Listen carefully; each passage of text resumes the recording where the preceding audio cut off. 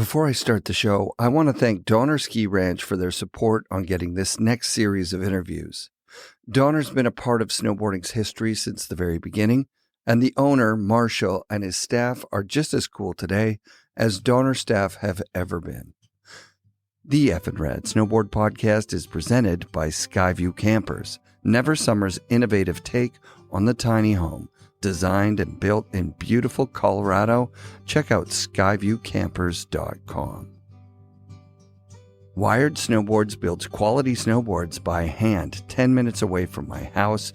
Visit wiredsnowboards.com and order one today. Fixed bindings are easy to adjust, long-lasting, high-performance bindings built to have less impact on the environment. Check out fixedbindingco.com. Rip Curl Outerwear, strength, durability, and performance. Designed to search further in the snow, head to ripcurl.com and check out the Anti-Series jacket. I can't wait to rock this thing. NewGreens, 100% organic, vibrant green juice. Buy yourself some at newgreens.com and use code FNRad at checkout for 20% off.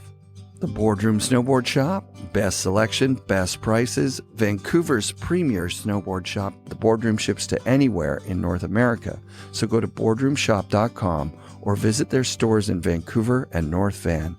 Support also comes from Mount Seymour, Grouse Mountain, Cypress Mountain, the Pro Standard GoPro accessories, and our friends at 1910. You can use code FNRad at checkout for 20% off at 1910.com. The Haven's a center for transformational learning located on beautiful Gabriola Island. Plan a visit at haven.ca and use code FNRad at checkout to save 10% off their Come Alive program. Before I started FNRad, the pro snowboarder I had the most interactions with was this week's guest, Jimi Scott. I think I first met Jimi at the opening of the Snowboard Ranch in Bethany, Ontario, which he helped to design. Summer of '95 at the Ice Age House at Timberline, we stayed with Jimi and a whole cast of characters. And then Jimi was a staple on Ice Age team trips to Utah and Oregon. Jimi's a blonde surfer from Southern California and a fierce competitor, but I always knew him to be a kind and humble person and a family man. He didn't get blackout with us on that Utah trip. He was probably the first person I met whose job was snowboarding, and he took it very seriously. I was super stoked to sit down with him last week at the Legends of Tahoe event, where he actually dug pipe while the rest of us rode powder. Here's an interview with the legend, Jimi Scott. Yeah, once you have kids, that's pretty much it for kids, selfishness, right? Like for selfish endeavors. Yeah. Skateboarding, snowboarding, roller skating. What was the first snowboard that you saw? Like, when did you see a board and go like, I want to try When that? I was riding for tracker trucks and vertical roller skating, Lamar, Transworld snowboarding or skateboarding, put out Transworld snowboarding. Yeah. And that was the first time I saw a snowboard. It's 87, that would have been. Yeah, I can't. Dates. Don't hurt me with the date stuff. I can answer questions, but maybe not dates. Did you see it right away as like, wait, this is another source of revenue kind of thing, as like Sluggo or some other skater guys did? I saw it as another source of fun because at the time, vertical roller skating was kind of, even though Fred Blood put it on ABC World, Wide World of Sports. Yeah. We were kind of the outcasts. Oh, shit. And, but Larry Balma hooked me up. He gave me my, first sponsorship of all sponsorships. Yeah. And when I skated and was pen paling with a guy in Europe named Thomas Kalak. Okay. He was a vertical roller skater. Yeah. And he worked for Titus. And I said, why don't we have a world championships for vertical roller skating? Sick. So he brought it up to Titus, and Titus said, no, let's do a world championships for skating. Skateboarding. So, skateboarding and vertical roller skating. Oh, so the original, so this is still, that's early. Yeah, 86, 87. Yeah, don't really quote me on the dates. Yeah. But of course I said yes. Yeah. Tracker, the best sponsor ever, they said I could work at the factory packaging copers, copers that used to go on the trucks. I do know 'em. To make extra money to go to Europe. And then I still didn't have enough money. So Larry suggested, why don't you ask Madrid to help with the cost? And I was writing for a shop in Arizona because I was doing a lot of demos out there called the Bear Cover. Wow. And they made us sweats and filled the gap of the money that we didn't have. Because they sent me and Brian Wainwright, my twin, but he still does it. He's still flying Brian. I'm so jealous. Too many surgeries. But when we went to Europe, I won. Or actually, Brian won, and I got second. Yeah. And he I forget what he got, but he never really got it. But second place was one of the first Burton Airs that was sent out to Europe. Yeah. And I won it. And then I did the Swatch Tour skating. And on the back screen, they'd have like times they'd show like video. Yeah. And the video that they showed was alternative sports.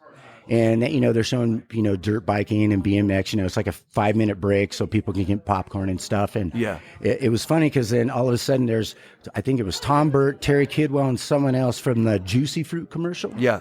Craig Kelly was in that and one. I'm maybe Craig too. I'm standing on the deck with everyone. I won one of those last year. I haven't even tried it. I'm going to try it. I can't believe it. Where's the first place you take it? Because you're from Encinitas, right? Originally Long Beach, California. And then I moved to Encinitas. Yeah. Actually Del Mar and then Encinitas now. Yeah. But it was really funny because I did a demo at Flagstaff, Arizona. Yeah. Good to go? Yeah, we're going. Okay. I get panicked. No worries. Like I said, don't embarrass me too much. You know what?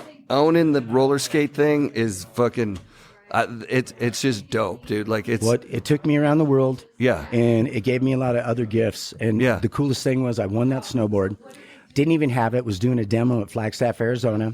And Brian Harper, Brad Stewart, and Carla Del Pecchio, if I'm pronouncing it right, they work for the Bear Cover. And we did a huge demo. And they're all, hey, we're going to the Snow Bowl. Do you want to try snowboarding? And I was like, I won one, but I don't have it there. We're at the Bear Cover. We have all the stuff you need. Let's go. So I went up, and Brad Stewart was my teacher, basic teacher. And I pretty much got it and followed, did the runs with him. And then I remember the one roller, this roller that kept jumping over. I was like, I wanted to do a frontside stiffy. So I did it. And I landed right on my butt, perfect transition, and still was holding the stiffy position.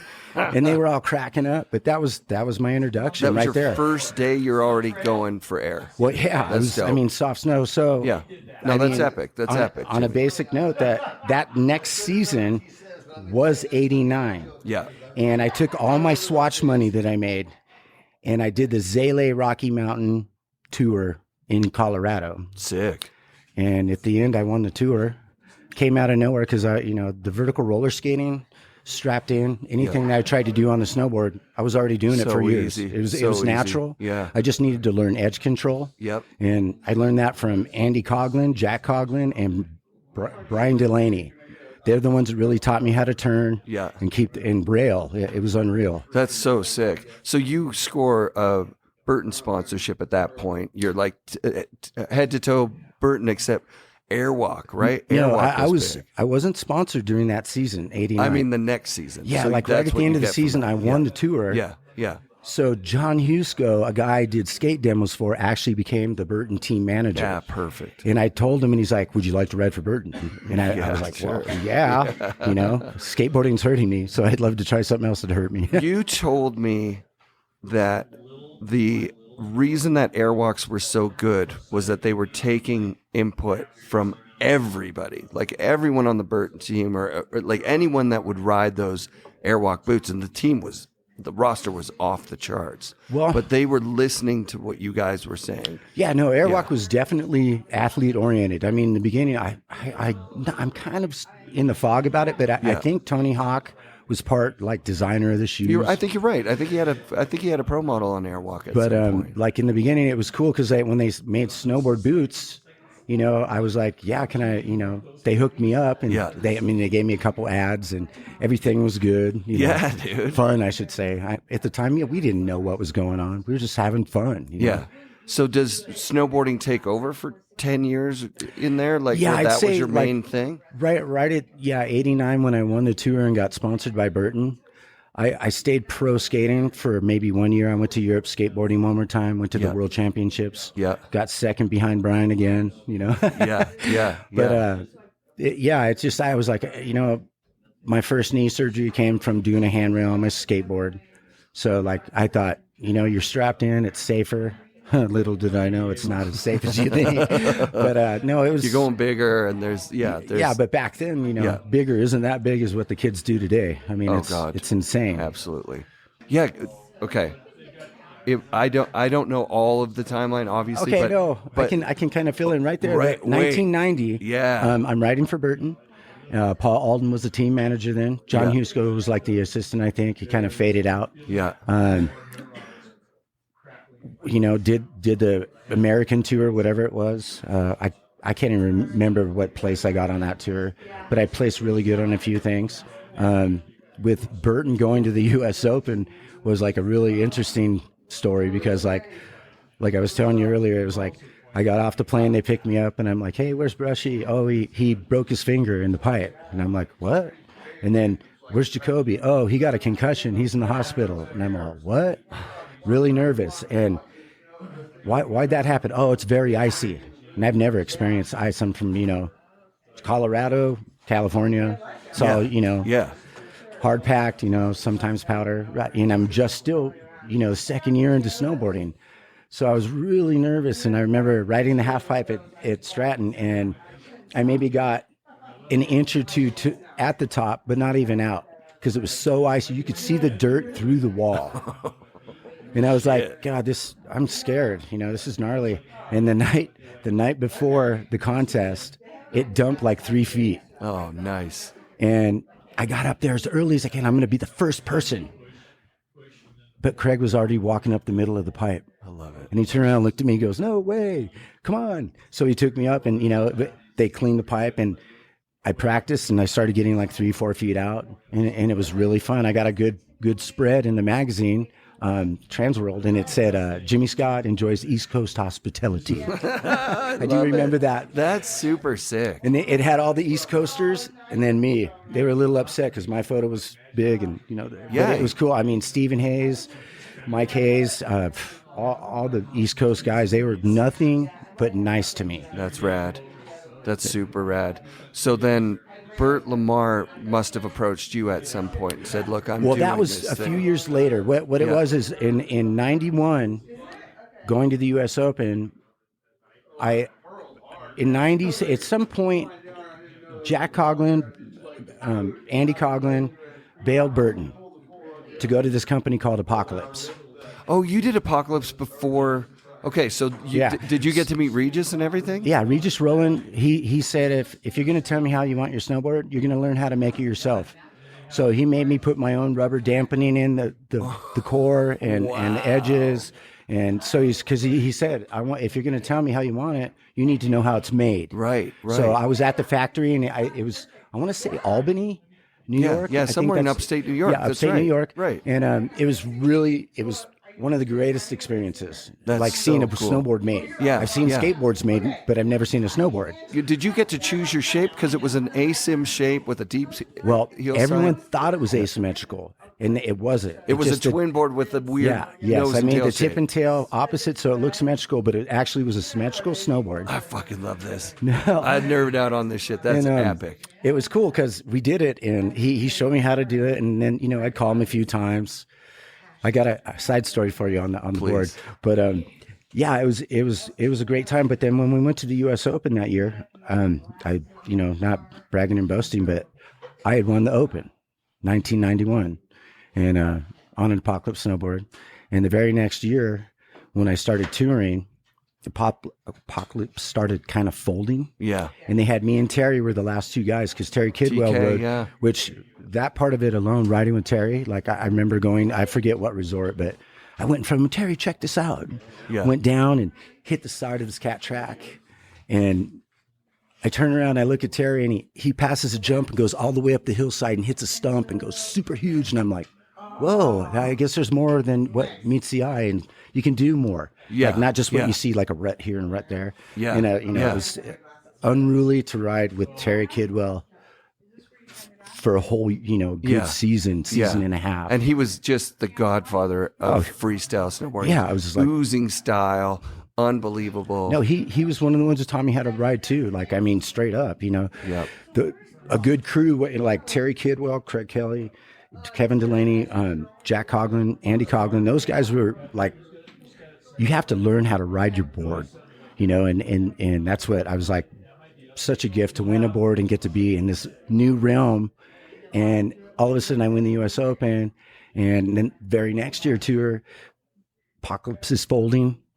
They're owing us money, that we're supposed to be paid. Yes. And at the end, I'm in the middle of the tour, like the pro tour, the world tour, the world championship tour. Yeah. And they can't pay anymore.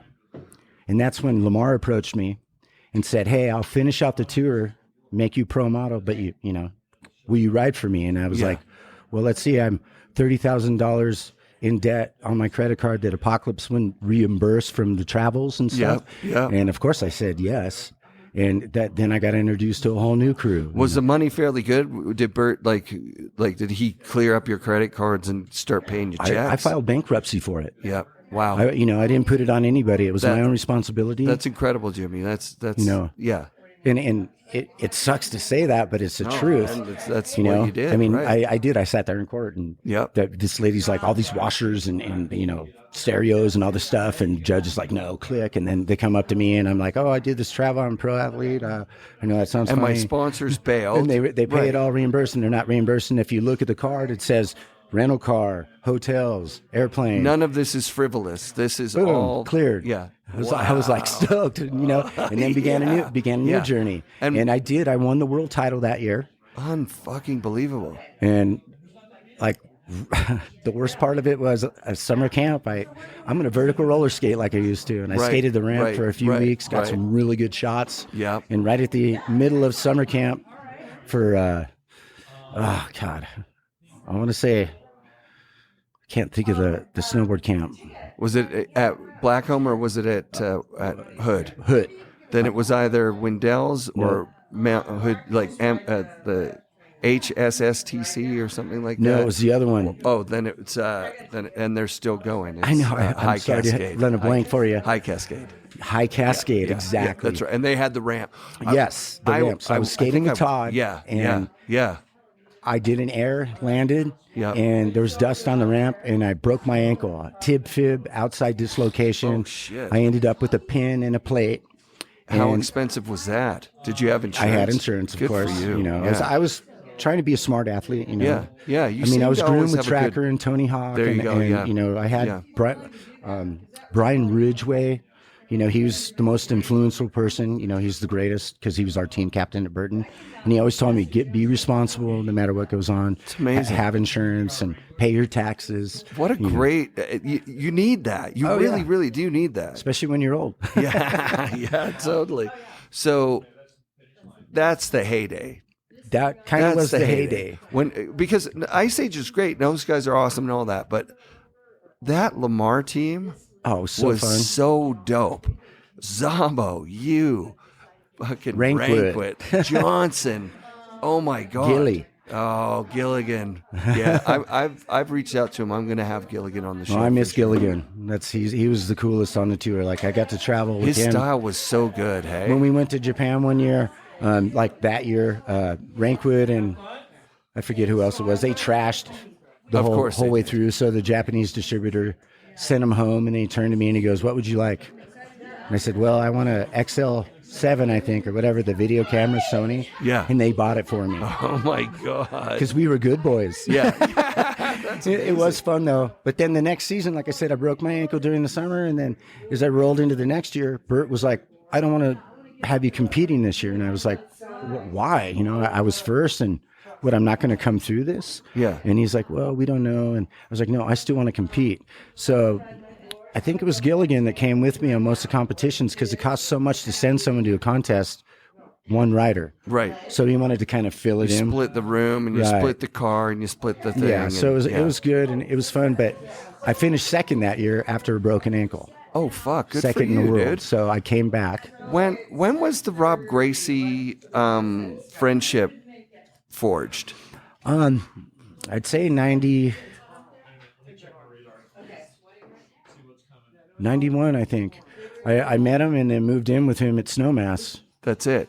And you were you were the first example to me of a photographer-athlete relationship where he's making money taking pictures of you. You're making money getting his pictures published. Oh, he's making money taking pictures of lots of people. Right, but you and him were tighter. Like he used to let me edit all his photos, but he'd say, stack them right here, the ones that you don't like, and I'll go through them again. Yeah, and I did pretty good, I guess. Yeah, well, that's the trick, right? Like Tina and Shannon would go to the headquarters at Transworld.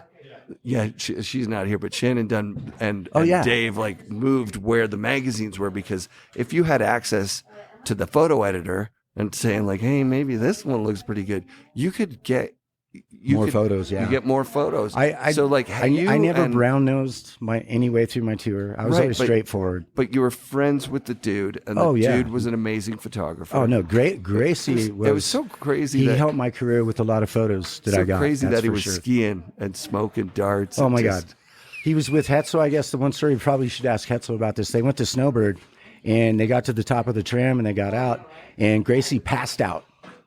Like got off the tram, took a few steps, passed out. And then when he woke up, he lit up a cigarette. He passed out. But from the altitude and being a smoker, you know? Of course. Yeah, being from sea level, even being up here. Like the walk up these stairs is. I was sucking palm water when I hiked to the pipe. Oh, yeah, yesterday. right. That's when I saw you up there. So did they buy you away from, did Ice Age buy you away from Lamar, or did something melt down at Lamar? Kind of. It kind of bought you away at your prime. Bird at the time, he even though I got like second after I broke my ankle and came back, he didn't really want to send us on the whole tour. Okay. He didn't want to send a bunch of people. He didn't want to send one person. But Bert was great. I mean, he helped my career to the point. There's no doubt about it. But when I met Mike Madlener from Hawaii and then Michael Paz and Michael Botello. It was at a trade show, and it was really cool because when I went to the booth, Laird Hamilton's there. Yeah. And they said, we're going to send you out of the trade show Aloha style. And I'm all, what's that mean? And they said, whatever you see and you can carry and put around your head and neck, you can take out of here right now. That's amazing. So they were like throwing stuff like Lay's, but not Lay's, but it was like shirts and everything. And it was so fun. I was like, you know what, I'll think about it. And then I was like, well, they tripled my salary. Yeah. Which I told Mike not to do. Sure. And in the long run, it hurt him. Right. Because he got Tom Burt too. Yeah. And he did the same thing. Right, of course. And it hurt NSU, but what really hurt NSU is they had a contract for all their sewing, snow, as well as surf in Hawaii with Hawaiian company. Yeah. And they couldn't fulfill the orders. So he came to the States to have another sewing company fulfill the orders, help fulfill. And the company in Hawaii sued him for doing that. Wow. No, and I that's didn't know why that. NSU failed because he got sued. Yeah, because on the North Shore, NSU, like the surf gear was going off. Oh, I know. When I'd go to Japan, like in between, I'd stop in, Akila Aipa would take me out anywhere pretty much. Jesus.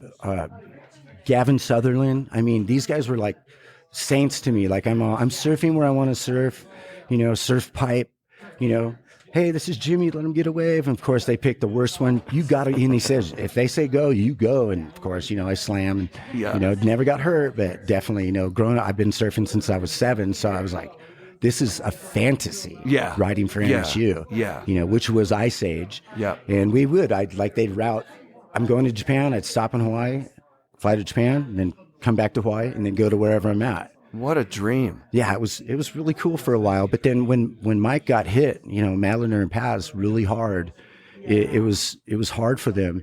And then the Japanese took over the Ice Age part of it. Yep. As NSU folded. Right. And that's where the kind of the drama began. Of course. Because Botello ended up being our team captain. Mm-hmm. And the Japanese were paying me and Tom Bird a certain amount.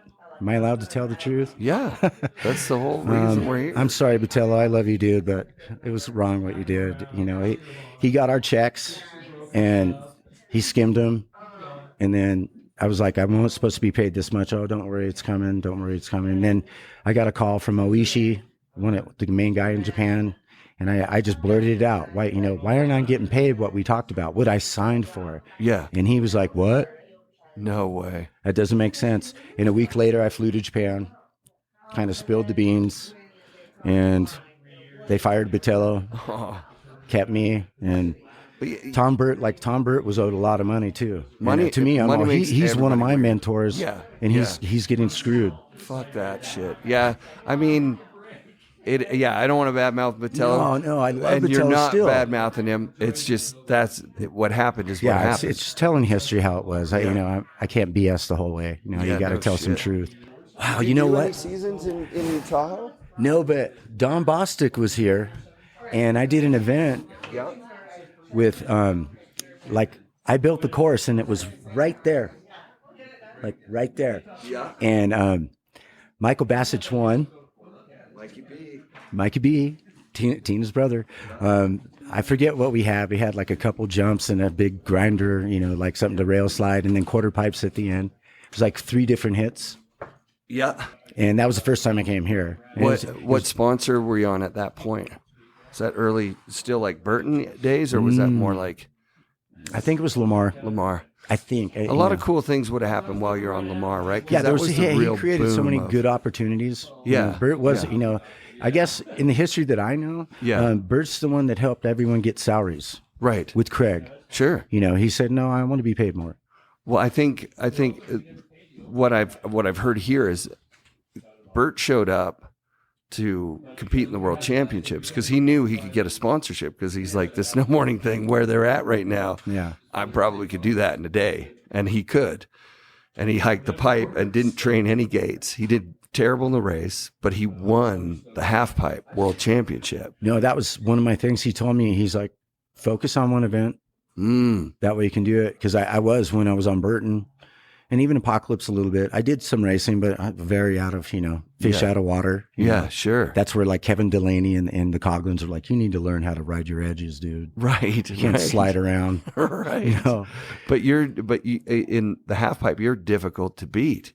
Like, I know the guys that you're competing against, Palmer, Craig, the whole Burton team. Well, like with the you one, were technically getting the points. You knew how to compete. Well, Craig taught me that. Yeah. He said, be methodical. Like, the coolest thing is that guy right there, Chantry, I change your runs up. Don't make it the same all the time. Right. And some people couldn't do that. They couldn't just take a trick over here and then put it over there. No, of course. And I was good at it. Yeah. You've got your run laid out, and you've got this leads to this, leads to this, leads to this. But then you're like, okay, I did that. I got good points, and I need to change it so the judges notice. Because that's a big thing. If they see the same run, it's repetition, and it's kind of like, and that's where I gain points, because I could always change it up. There's all sorts of competition things that I've seen, like just being in contact with the competition people that are running it.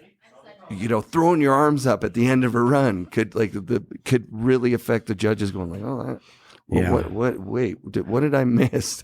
Well, like with Craig, being on Burton was so honorable. Like, he was like definitely everybody's mentor at the time. Mm-hmm. And that first year in 90, that summer, he gave me a job at his camp.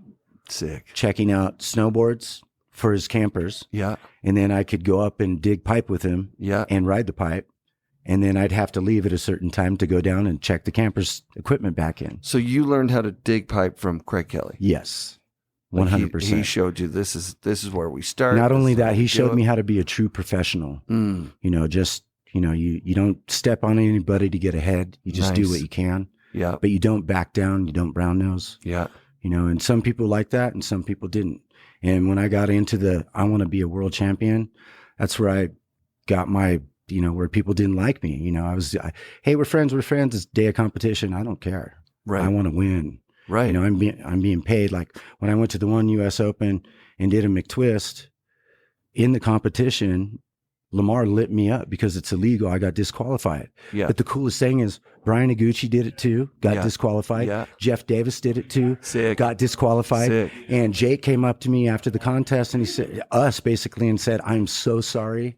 That was so beautiful. I'll see what I can do with insurance for the next year. Sick. And we got it. That's it. That's awesome. You know, and there's all kinds of like different blips here and there, you know. Time frame, I'm kind of foggy. I wonder why. time well relived. Yeah. That's amazing. Yeah. Competing was your thing though, right? Like I found you didn't go to the free ride side of things at any point. I loved to free ride when I could, but it was everyone, you know, it's a powder day. Don't get stuck. Just like yesterday, digging pipe with Jimi Scott.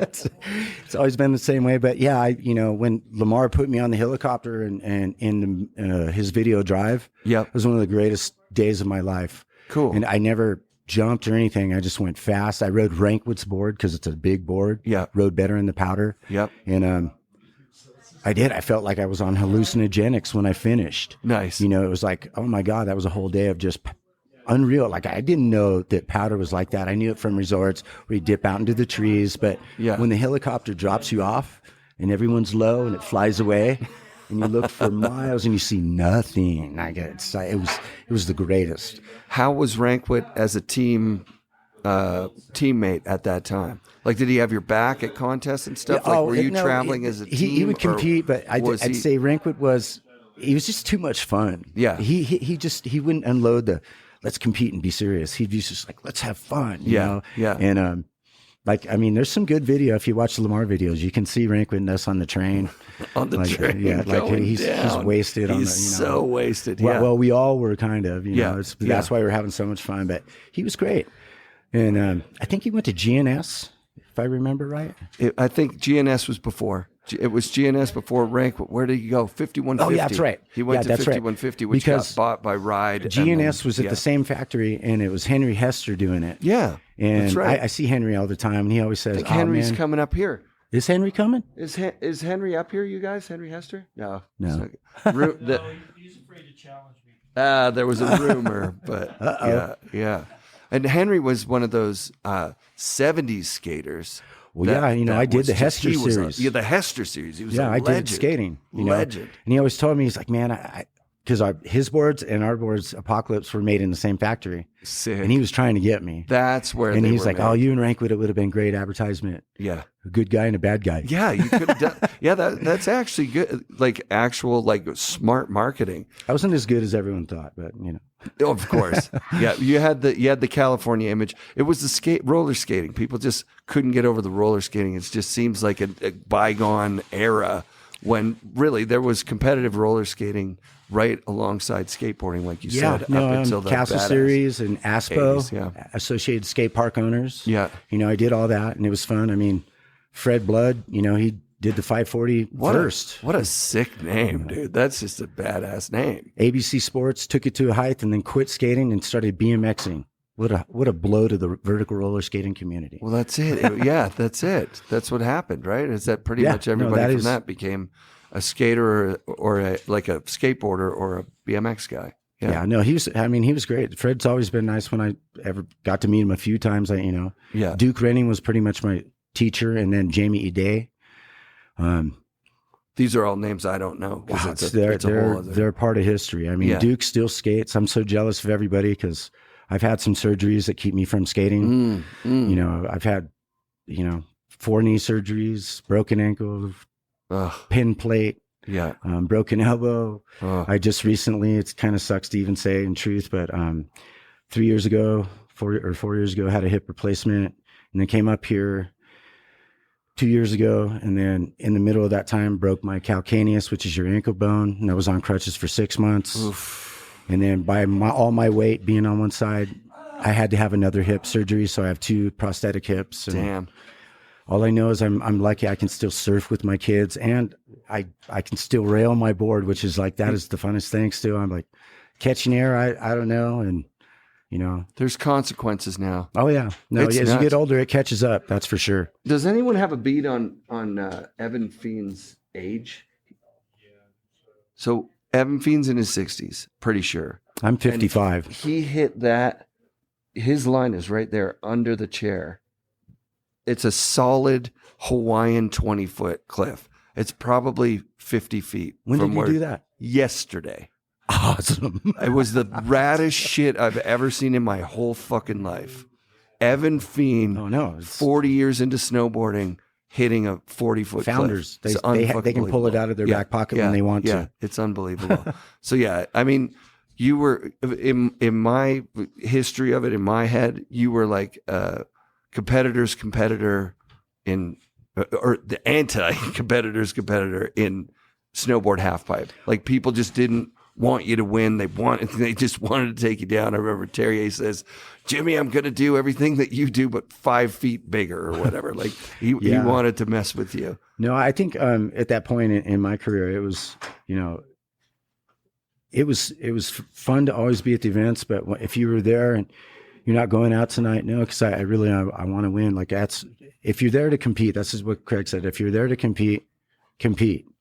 Make your mind up. Are you there to hang out with your friends, or are you there to compete? Right. And I took the path. I want to be a pathic competitor, Yeah. And that, got me a lot of shit, Bit of hate. Yeah. Sorry to cuss. I just, it's called the fucking Rad Snowboard Podcast. Okay, cool. So we're better. Good. Yeah. No, but I wanted to, because once I won the world title the first time, and then I broke myself. Yeah. All I said to myself was, I just like to come back to the level when I broke myself. I'm not trying to prove better or anything. Sure.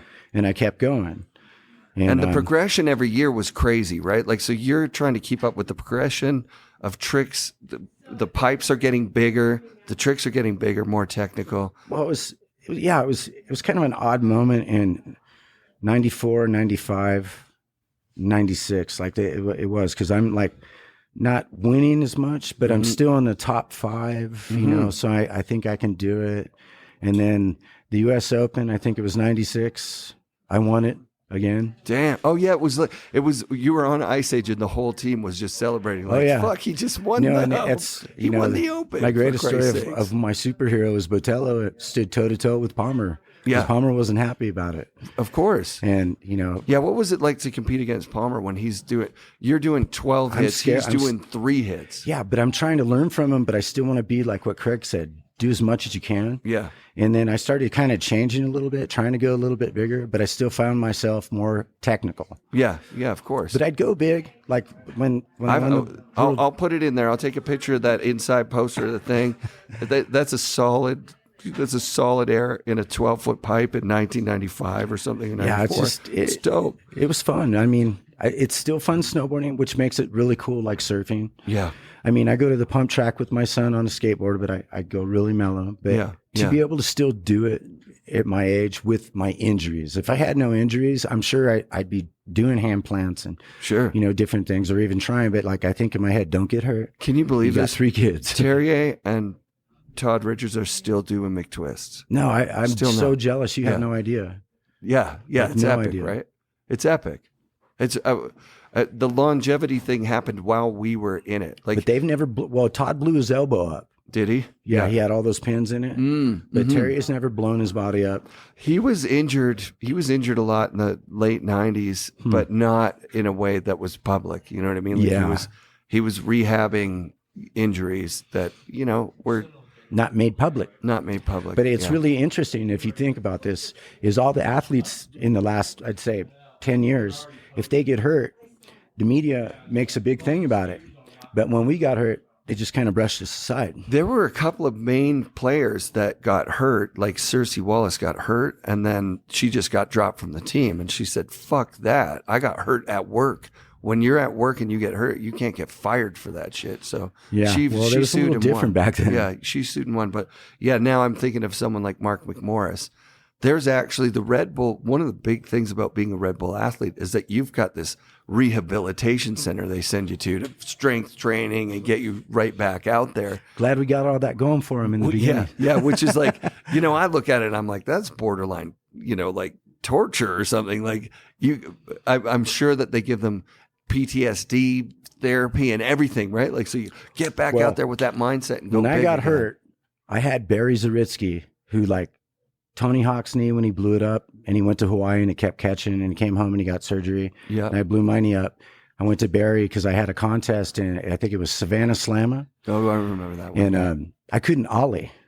And I said, hey, Barry, my doctor said it's my hamstring. And he said, sit on the table. And he grabbed my knee and he goes, it's not your hamstring. That's your ACL. You don't have it anymore. Oh, gross. So I hired Barry to be my trainer. That's amazing. I actually went to the Bahamas to his house. Killer. And did 2 weeks there. You went to there? Wasn't it cool? Fishing every day? Oh my God. It was a dream come true. I took one of my best friends because he blew out his toe. I know it sounds funny, but it was a back injury toe. It's weird, but he went with me, and I got crazy stories about that time because we hung out with Lenny Kravitz, drummer, and all kinds of stuff. It was really a cool thing, you know.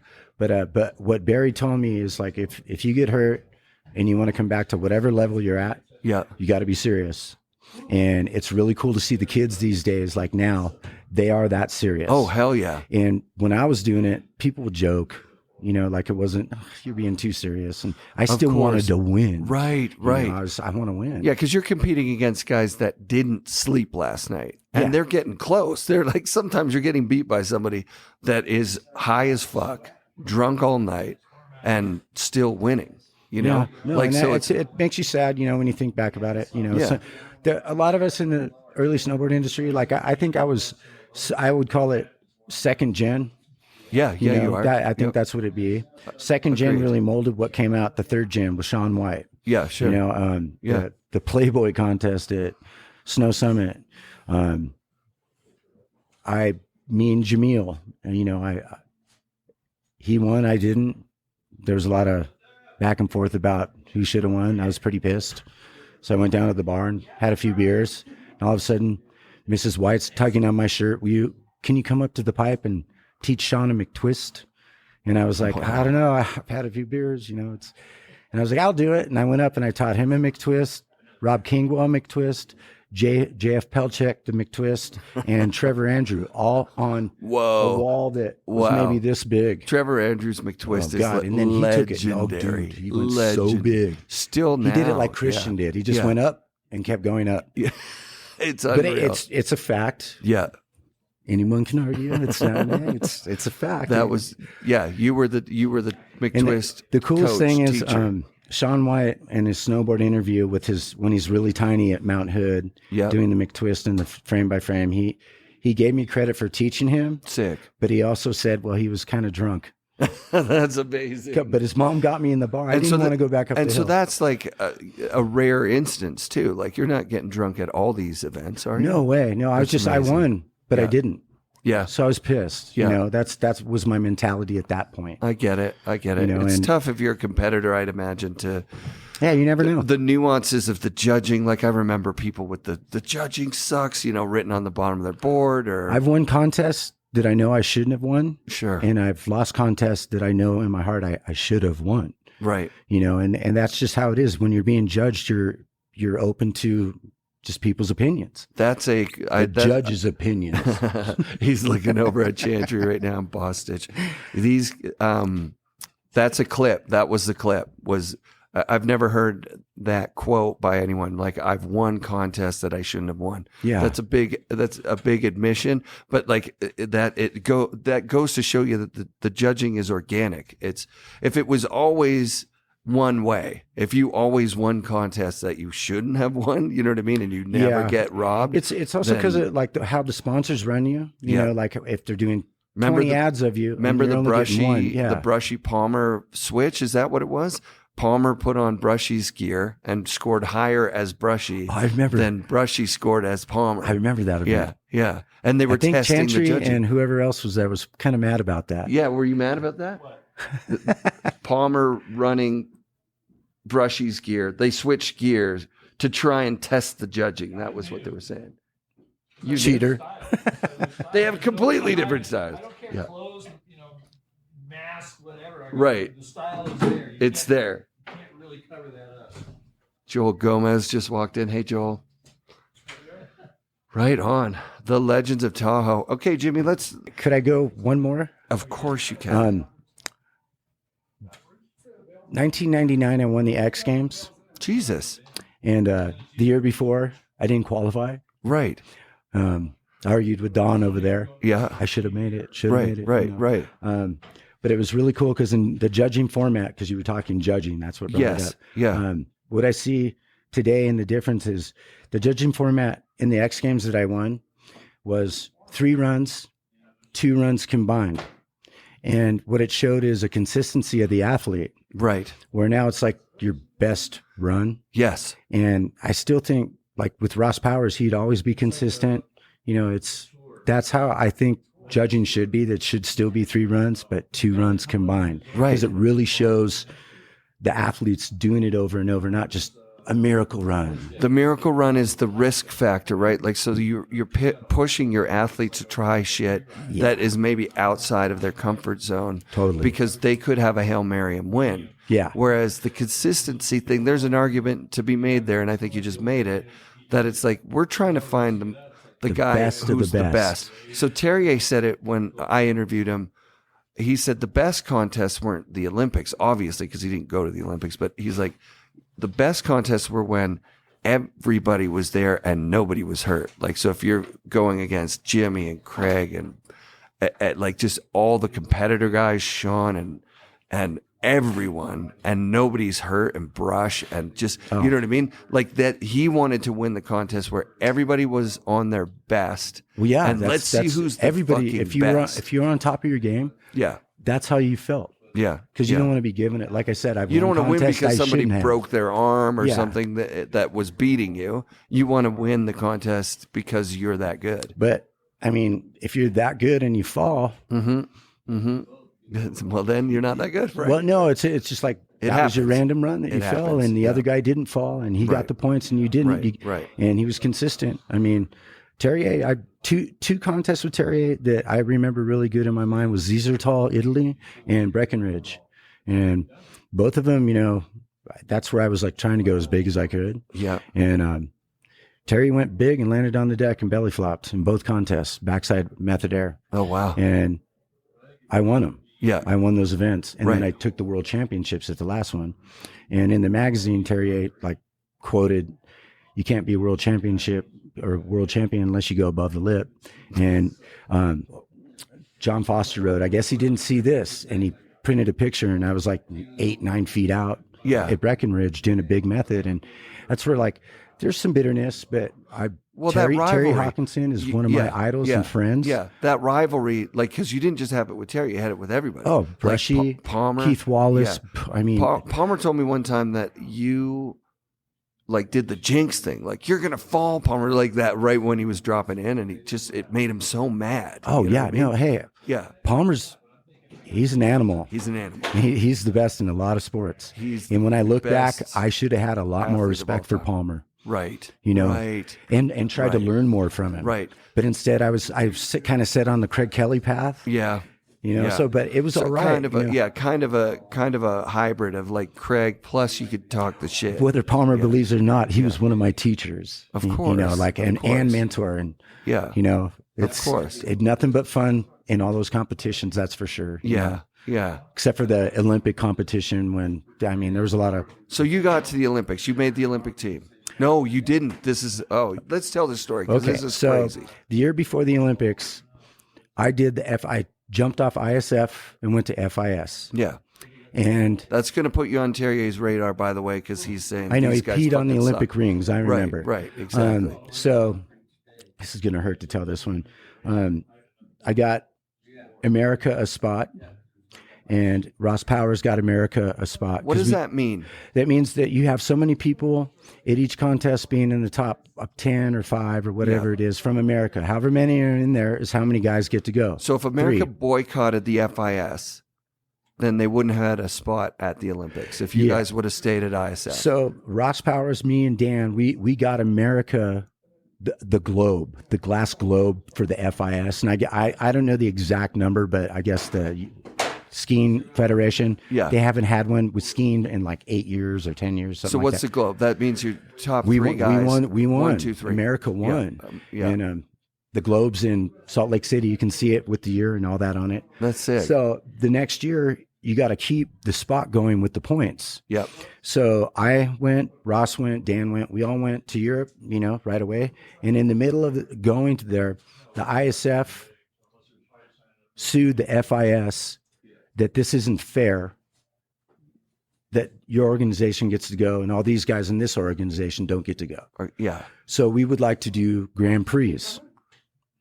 And the Grand Prix contests were kind of crazy and kind of gnarly because I had to skip tour to do these contests. So this is a mixed contest of FIS, Yes. ISF. Yes. Where FIS is going, well, if you can follow our rules, then Right. then we can, And you can have they didn't like sanctioned events. So what ended up happening is they did the Grand Prix, and I got America's spot, and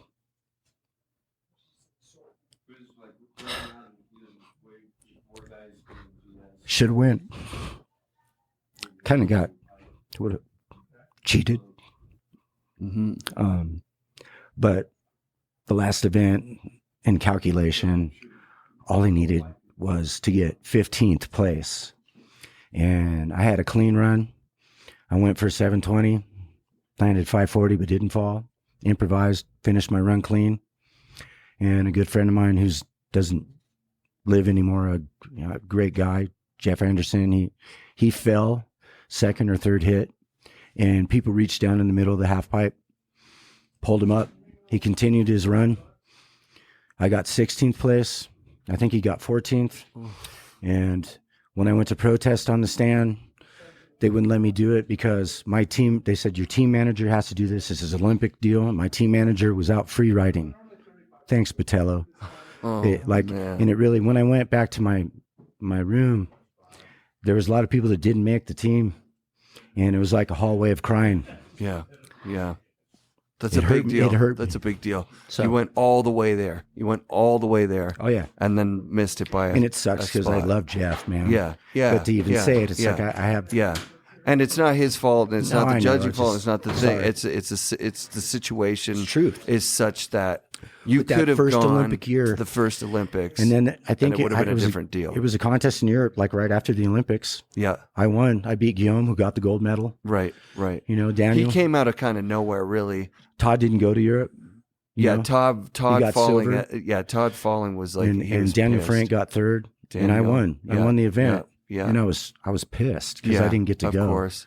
And that's really. It's also the nature of contests, right? Yeah. And competition is that. But you're not supposed to pick someone up. Right. You know. Oh yeah. You know, so that's what made me so mad. And yeah. when I went to get my team manager, he's out free riding powder. And Yeah. I'm like, what do you do? What do you do? You it's just such a frustrating you take it. thing. You gotta take it. It's the most frustrating thing. So yeah, I mean, 98 until now, it's 26 years of fucking harboring that pain. I'm glad that you got to put it out there. It's just truth, you know. That's a fucking hard thing to deal with. Well, better than my X Games gold medal or my World Championships. Yeah. Is having my kids. Yeah. Getting married and watching them cheer for me come down the hill and knowing that, you know, whatever they want to do is next. And that really is the best trophy you can have as a family. Sure. Yeah. And I'll do my best to uphold it. You know, you can't be a perfect husband all the time, you know? Oh God, no. Yeah. Yeah. So that's sick, dude. That's super sick. What event did you win in 99? Half pipe? Oh yeah. Don Bostic's event, the X Games. Unfucking believable. And everyone wanted me out. You've been in this too long. And I won. And then I went to, what was it? I think it was not Vermont, but Okemo, I think. I won that event. And then I went to Canada and they took 5 of us to the finals. Yeah. And I was in first. I want to say Michael Chuck? No. Was One it of that the era? Canadians. He's so good. Derek Height. There's Alan Clark. No, pipe rider. Marcus Morse. No, it might have been. I don't know, but I scored first in the qualifier. Yeah. And my first run, I did a backside McTwist, frontside McTwist. Shit. 720 to 720. And when I landed the second 720, landed perfect. And I blew out my other knee. Oh, God. And that was the end of my career. And that was it. Yeah. You went out on a fucking. I told Ted when I stopped, because I stopped, I stood up. Yeah. And then I sat down, I unbuckled and sat on the board and went down. Yeah. And Ted said, "What's wrong? It looked like you just stopped." Yeah. Because I did. I landed and then just. Yeah. And I stood up and I'm like, something's really wrong. And I rode down, and I told Ted, he goes, did you hear a pop? And I go, so much. He goes, you blew your knee out. Ugh. And then I still got, I think, 3rd place for my run. Right. And I was on the podium with crutches. But that was like the last big contest that I did. And then the last big one after that, after came back, was the Vans, where Todd won. Those were sick. And Sean White got 2nd. Nice. Todd was 30. Yeah. And Sean was like 15 or 14. Yeah, that's epic. Twice his age. So, and that's when the new came in. Like, that's when it really started. That was the end of it. That was the end of the legend. I broke my board. Era. Brian Harper let me use his board, and he was judging. And, you know, Harper was on that Lamar team with you, too. No, that's what made it really fun. Amazing dudes. Wow, Jimmy, you've had there's a blip of history for you. That was really, really sweet, dude. Thank you for doing the show. Well, I appreciate it. I hope I didn't hurt anybody. You know, well, it's only Botello, and he, you know what? Even if he listens, I love Botello still. Yeah, man. I love him too. He is a character of that snowboard era. I know. That is just, he's a legend.